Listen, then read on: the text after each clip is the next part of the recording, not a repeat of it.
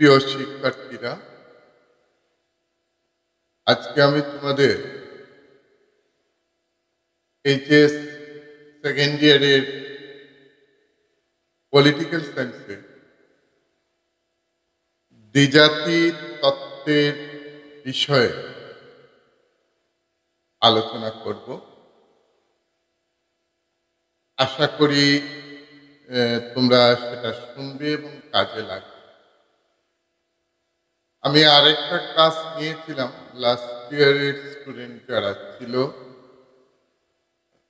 তাদের উদ্দেশ্যে, তবু আজকে আরো কিছু বিষয় নিয়ে আলোচনা করব। বিশেষ করে পলিটিক্যাল সায়েন্সের তোমাদের যে কোর্সটা রয়েছে, একটা হলো বিশ্ব রাজনীতির উপর এবং আরেকটা হলো স্বাধীনোত্তর ভারতের রাজনীতির উপর। আমরা জানি দেশ স্বাধীন হয়েছে 1947 ইংরেজির 15ই আগস্ট, কিন্তু সেই দেশ স্বাধীন হওয়া কিংবা দেশ বা এগুলো কিন্তু অনুতাপের কিছু ঘটনা রয়েছে। প্রিয় শিক্ষার্থীরা, পৃথিবীর ইতিহাসে এরকম ঘটনা ঘটেছে বলে আমার জানা নেই যে ধর্মের উপর ভিত্তি করে দেশ ভাগ হয়। ভারতবর্ষ যখন স্বাধীন হলো, স্বাধীন হওয়ার আগ থেকেই, বিশেষ করে 1940-এর পর থেকে বা এই সময় থেকে মুসলিম লীগ সব সময় দাবি করে এসেছিল যে তাদের আলাদা স্বাধীন রাষ্ট্র লাগবে মুসলমানদের জন্য। যদিও ভারতীয় জাতীয় কংগ্রেস সেটা কোনো অবস্থায় মানতে রাজি ছিল না, কিন্তু শেষ পর্যন্ত ব্রিটিশ শেষ গভর্নর যিনি ছিলেন, তার বুদ্ধিতে মুসলিম লীগ এই দাবি থেকে কোনো অবস্থায় সরে আসেনি। ব্রিটিশ সরকার নিজেরা এই দেশ ছেড়ে চলে যাওয়ার আগ মুহূর্তে আমাদের দেশকে তারা বিভক্ত করে দেয়। 1947 সালের 14 আগস্ট হয় পাকিস্তান এবং 15ই আগস্ট হয় ভারত। দেশভাগের সমর্থনে কোন অবস্থায় ছিলেন না গান্ধীজি। গান্ধীজি বারবার সেটার বিরোধিতা করেছিলেন, দেশভাগের বিরোধিতা করেছিলেন। এমনকি একটা জায়গায় একবার বলেছিলেন গান্ধীজি যে দেশ যদি ভাগ করতে হয় তাহলে আমার মরদেহের উপর দিয়ে গিয়ে দেশকে ভাগ। তাছাড়া যাকে সীমান্ত গান্ধী বলা হয়, তাকে খান আব্দুল গফুর খান, তিনিও দেশভাগের সমর্থনে ছিলেন। কিন্তু দুর্ভাগ্য, শুধু গান্ধীর দুর্ভাগ্য নয়, খান আব্দুল গফুর খানের দুর্ভাগ্য নয়, ফ্রন্টিয়ার গান্ধী যাকে বলা হয় তার দুর্ভাগ্য নয়, সমস্ত ভারতবর্ষের জনগণের দুর্ভাগ্য যে একটা বৃহৎ দেশকে ব্যাঙে টুকরো করে দিয়ে যায় ব্রিটিশরা, এবং সেটা মুসলিম লীগ নিজেদের স্বার্থে সেটা আদায়। দেশভাগের সময় যে ঘটনাগুলো ঘটেছিল আমি ধীরে ধীরে সেটা আলোচনা করব, জানি না একটা ক্লাসে সম্ভব হবে কিনা। না, বিষয়টা ভালো করে খেয়াল করব। স্বাধীনতা হলো, সবাই স্বাধীনতার আনন্দ উপভোগ করছে। 1947 সালের 15 আগস্ট গান্ধীজি কিন্তু সেই সময় আনন্দ উপভোগ করেন। তিনি ছিলেন কলকাতায়, যেখানে হিন্দু মুসলমানদের মধ্যে দাঙ্গা চলছিল। গান্ধীজি সেখানে ছিলেন, বারবার চেষ্টা চালিয়েছিলেন যে হিন্দু এবং মুসলমানের মধ্যে মিলন ঘটাতে, মৈত্রী ঘটাতে, শান্তি আনার চেষ্টা চালাতেন গান্ধীজি। যখন দেখলেন আর পারছেন না, অনশন শুরু করে দিলেন। তারপরে আবার কলকাতায় যদি কিছুটা থামলো, দিল্লিতে শুরু হয়ে গেল, সেখান থেকে দিল্লিতে চলে এলেন। এইভাবে গান্ধীজির প্রয়াস চালিয়ে দেশ ভাগ হলো ধর্মের ভিত্তিতে, জাতি তত্ত্বের ভিত্তিতে, হিন্দু এবং মুসলমানের ভিত্তিতে।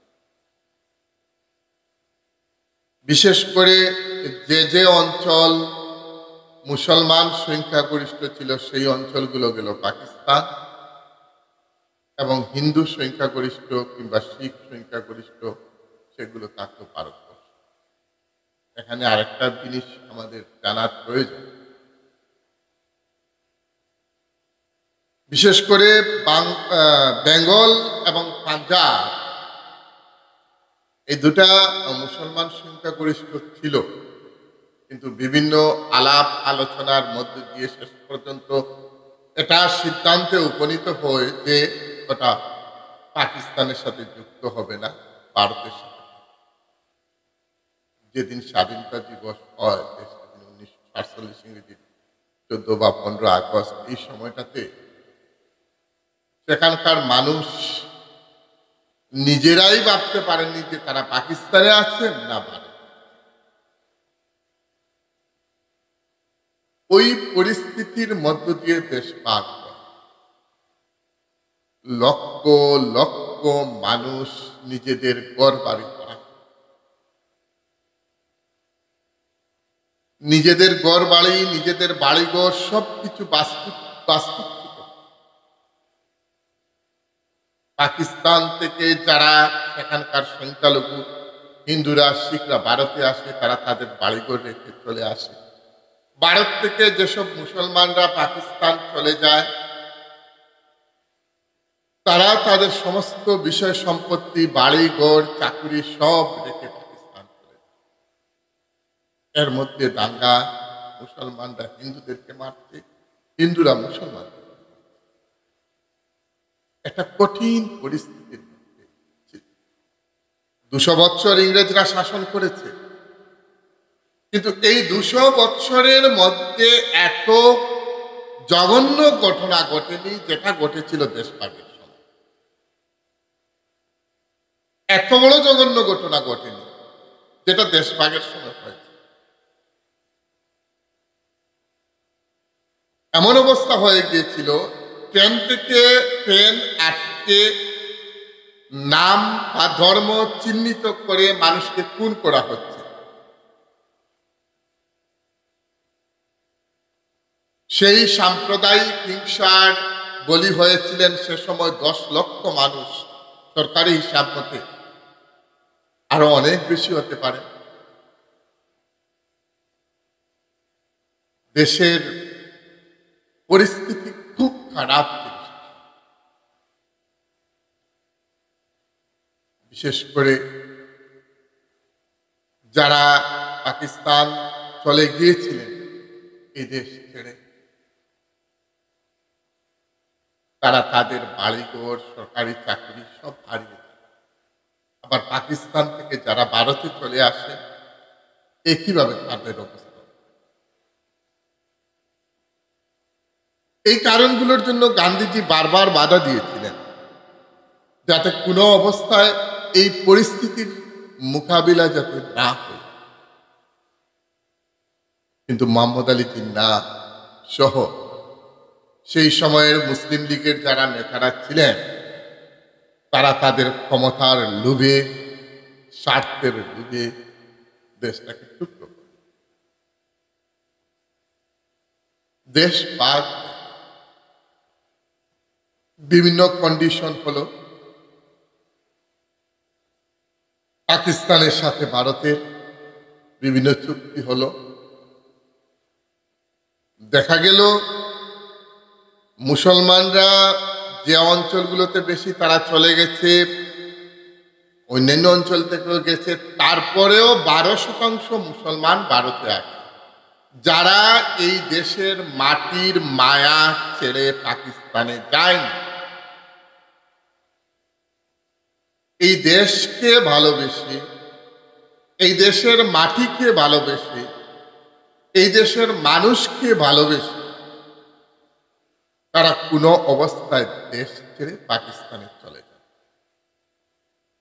এদের সংখ্যা ছিল সেই সময়ে টোটাল পপুলেশনের 12%। গান্ধীজি সেই সময়ে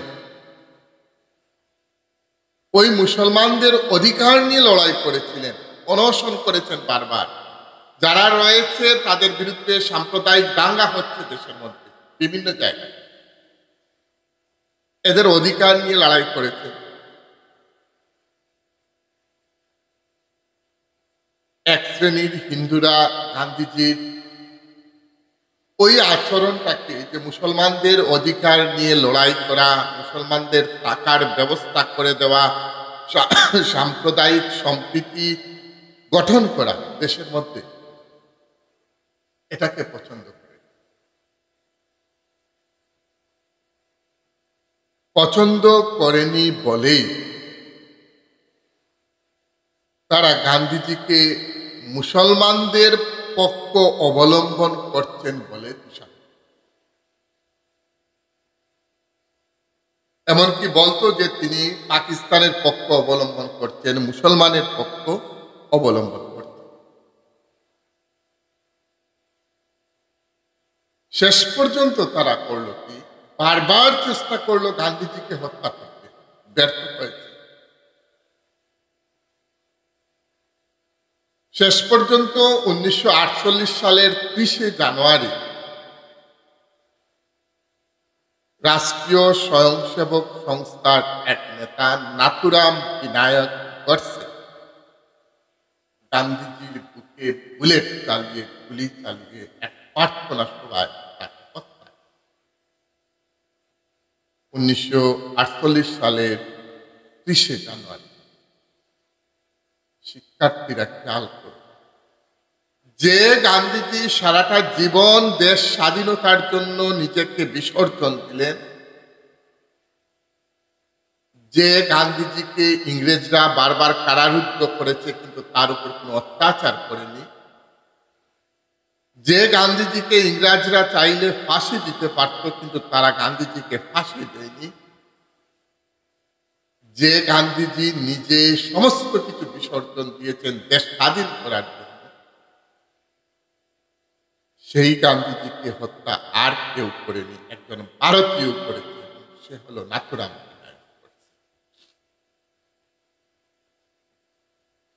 গান্ধীজির হত্যার সাথে সাথে সমস্ত দেশ বাকরুদ্ধ হয়ে যায়।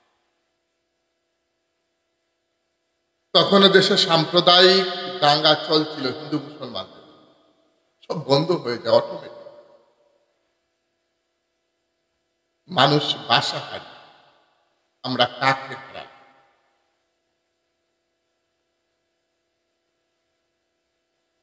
সেই সময় সরকার, ভারত সরকার অনেক রাষ্ট্রীয় স্বয়ংসেবক সংস্থার কর্মকর্তাদের গ্রেফতার করে, যারা হত্যার সাথে জড়িত ছিল তাদেরকে গ্রেফতার করা হয় এবং তাদেরকে শেষ পর্যন্ত আইনের আওতায় এনে তাদের বিরুদ্ধে আইনি ব্যবস্থা। তাহলে আজও আমরা গান্ধীর নীতির উপর চলছি, গান্ধীর টুপি মাথায় দিচ্ছি, গান্ধীজির কথা আমরা সর্বত্র প্রচার করছি, সমস্ত বিশ্বে গান্ধীজির কথা আমরা প্রচার করছি। আর দুর্ভাগ্য এটাই যে এই গান্ধীজিকে হত্যা করল আর দেশ স্বাধীন হয়। পাকিস্তানও আলাদা রাষ্ট্র হয়ে গেছে। সেখান থেকে 1947 সালের 11 আগস্ট মোহাম্মদ আলী জিন্নাহ একটা জায়গায় বলেছিলেন পাকিস্তানে, মোহাম্মদ আলী জিন্নাহ 1947 সালের 11 আগস্ট যে কথাটি বলেছিলেন আমি তোমাদের উদ্দেশ্যে সেই কথাটা বলে শোনাচ্ছি। তিনি বলেছিলেন, আজ আমরা কাজ করতে শুরু করব সেই উদ্দেশ্যে যাতে সময়ের ব্যবধানে আমরা সংখ্যাগুরু ও সংখ্যালঘু হিন্দু সম্প্রদায় ও মুসলমান সম্প্রদায়, কেননা মুসলমানদের মধ্যে রয়েছে পাঠান, পাঞ্জাবি, শিয়া, সুন্নি, বাঙালি, মাদ্রাজি এবং হিন্দুদের মধ্যেও রয়েছে বৈষ্ণব, কৈত্রীয়, বাঙালি, মাদ্রাজি আরো অনেক। তিনি বলছেন, আপনারা মুক্ত, আপনারা মন্দিরে যাওয়ার অধিকারী, আপনারা মসজিদে যাওয়ার অধিকারী। পাকিস্তানের যে কোনো জায়গায় আপনারা মন্দিরে যেতে পারেন, মসজিদে যেতে পারেন। আপনারা আপনাদের যে কোনো ধর্ম, জাতি বা গোষ্ঠীর হতে পারেন, তার সঙ্গে রাষ্ট্রের কার্যকলাপের কোনো সম্পর্ক থাকবে। অর্থাৎ জিন্নাহ ঘোষণা করলেন সেখানে যে পাকিস্তানে সব ধর্মের মানুষ বসবাস করতে পারবে, রাষ্ট্র সে ব্যাপারে কোনো ধরনের বাধা দেবে না। সেটা প্রকাশ করলেন মোহাম্মদ আলী জিন্নাহ 1947 সালের 11 আগস্ট। 1947 সালের 15 অক্টোবর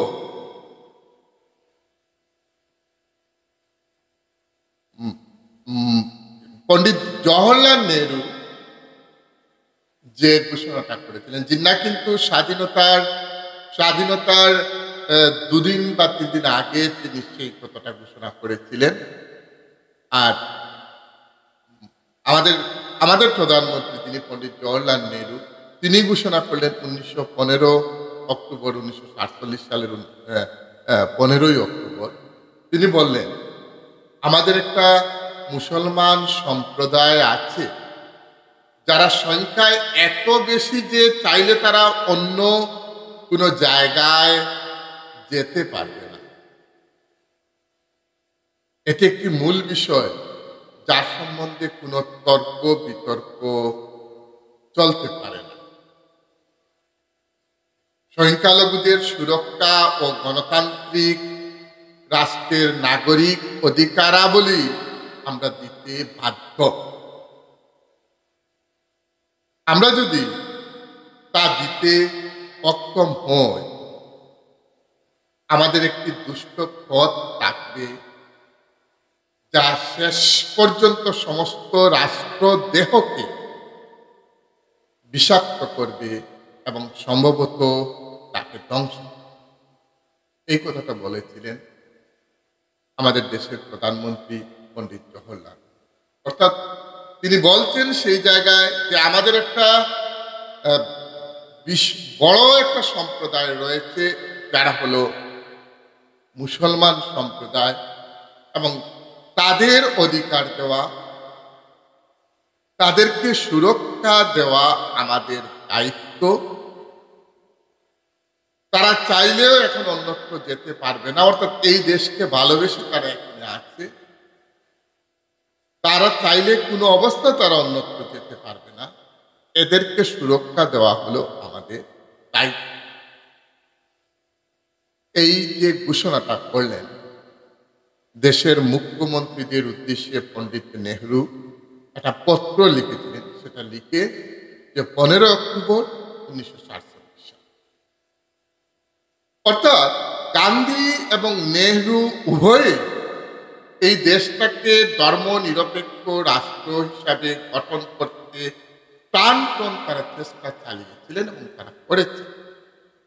ভারতবর্ষ একটা ধর্ম নিরপেক্ষ রাষ্ট্র এবং সেখানে প্রত্যেক ধর্মের মানুষ বসবাস করবে, সে তার অধিকার মৌলিক অধিকার, তার সংবিধান এগুলো তাকে দিয়েছে। সমতার অধিকার, স্বাধীনতার অধিকার, স্বাধীনভাবে চলাফেরার অধিকার, কথা বলার অধিকার, বাক স্বাধীনতাকে সমস্ত কিছু সংবিধানে লিপিবদ্ধ করা হয়েছে। অর্থাৎ দুই নেতা দুই দেশে যে কথাগুলো বললেন, একজন বলছেন যে আপনারা সবাই মুক্ত, আপনারা মন্দিরে যাওয়ার অধিকারী, আপনারা মসজিদে যাওয়ার অধিকারী, জিন্না যেটা বলছেন। নেহরু আবার বলছেন যে আপনারা যারা মুসলমান সম্প্রদায় এখানে আছে তাদেরকে অধিকারাবলী দেওয়া, মৌলিক অধিকারাবলী দেওয়া আমাদের দায়িত্ব, আমাদের কর্তব্য। প্রিয় ছাত্রছাত্রীরা, আজকে আমি যে বিষয়টা নিয়ে উত্থাপন করলাম সেটা শুধু তোমাদের পাঠ্যসূচি নয়, শুধু যে পাঠ্যসূচির মধ্যে নয়, এটা একটা ইতিহাস। কিভাবে দেশটা ভাগ হলো, কিভাবে তুমি এই দেশের মধ্যে আছো, এবং এই দেশের অধিকারগুলো তোমাকে কিভাবে ভোগ করতে হবে। গান্ধীজিকে কিভাবে হত্যা করা হলো, নেহরু কি ঘোষণা করলেন, কারা দেশকে ভাগ করলো। আমি আবারও বলছি যে দেশ ভাগের জন্য ব্রিটিশরা দায়ী, তা ঠিক, কিন্তু সেই প্রস্তাবটা বারবার তুলেছিল সেই মুসলিম লীগ। ওদেরকে মানানো সম্ভব হচ্ছিল না মুসলিম লীগকে, যে তারা আলাদা একটা রাষ্ট্র। তারা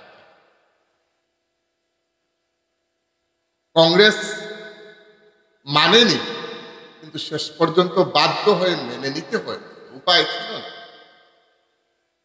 গান্ধীজি তো সম্পূর্ণ বিরোধ ছিলেন। সীমান্ত গান্ধী যাকে বলা হয়, খান আব্দুল গফুর খান, তিনিও সম্পূর্ণ এর বিরোধী ছিলেন। কিন্তু তারপরেও দেশ ভাগ হলো। দেশ ভাগ হয়ে আজও আমাদের যে পরিস্থিতি, ভারত এবং পাকিস্তানের মধ্যে যে তিক্ত সম্পর্ক, সেটা জানি না কবে দূর হবে, কখন দূর হবে কিনা। সেটাও অনেক ইতিহাস, দুই দেশে সেটা পার্ট পার্ট অনুযায়ী আমি আলোচনা করব। সেখানে কাশ্মীর সমস্যা রয়েছে, সেইগুলোর উপর ভিত্তি করে দুই দেশের সম্পর্ক বিচ্ছিন্ন হয়। কাশ্মীরের মহারাজা ছিলেন হরি সিং, এবং কাশ্মীর তারা দূর করে দখল করতে নিয়ে গিয়েছিল। ভারত সরকার তখন কাশ্মীরকে সহযোগিতা করে, তখন কাশ্মীর ভারতের অঙ্গরাজ্য ছিল না, এবং সহযোগিতা করে কাশ্মীরকে উদ্ধার করে একটা অংশ পাকিস্তান দখল করে নিয়েছে। এবং এরপর থেকেই শুরু হয় ভারত এবং পাকিস্তানের মধ্যে দ্বন্দ্ব। তারপরে সেই সন্ত্রাসবাদী সমস্যা রয়েছে অনেক। আমরা চাইব দুটা দেশ যখন ভাগ হয়ে গেছে, সেটা তো আর আটকানো যাবে না, সম্ভব। তবে হ্যাঁ, দুই দেশের মধ্যে অন্তত সম্পর্কটা প্রতিবেশী রাষ্ট্র হিসেবে ভালো সম্পর্ক করে, এভাবে কাদা চুরাচুরি করার ঠিক, এক দেশ অন্য দেশকে কাদা চুরাচুরি করতে সব ভালো সম্পর্ক গড়ে উঠুক ভালোভাবে, যেমন করে বাংলাদেশের সাথে ভারতের ভালো সম্পর্ক রয়েছে। এবং তার জন্য সম্পর্ক নষ্ট হওয়ার ক্ষেত্রে কিছুটা মিডিয়াও দায়ী আছে, কিছু চলচ্চিত্র নির্মাতা যারা রয়েছেন, ডাইরেক্টর রয়েছেন, অভিনয় জগতে যারা রয়েছেন, এরাও দায়ী, কম নয়। তাহলে আজকে আমরা এই আলোচনা করলাম যে কিভাবে দ্বিজাতি তত্ত্বের উপর ভিত্তি করে দেশ ভাগ হলো, দেশ ভাগের ফলে কি ক্ষতিটা হলো। প্রায় 10 লক্ষ মানুষের মৃত্যু হয়েছে, মানুষ তাদের গৃহহারা হয়েছে, ঘর বাড়ি ছেড়ে এসেছে। অনেক সরকারি চাকুরিজীবীরা তাদের চাকুরি ছেড়ে চলে আসতে বাধ্য। কালকে আশা রাখি আমি অন্য ওই চ্যাপ্টারে নিয়ে অন্য আরেকটা বিষয় নিয়ে আলোচনা করব। ততক্ষণ তোমরা ভালোভাবে পড়াশোনা করো, খেয়াল করে সেটা শুনবে এবং বারবার শুনবে। শুনে যেটা বুঝেছ সেটা খাতায় আগে লিখে নেবে। দেখবে যখন তুমি প্রশ্নগুলো আলোচনা করা হবে বা প্রশ্নের উত্তরগুলো পড়বে, হুবহুভাবে আমার কথাগুলো মিলবে এবং তোমাদের মনে আসবে।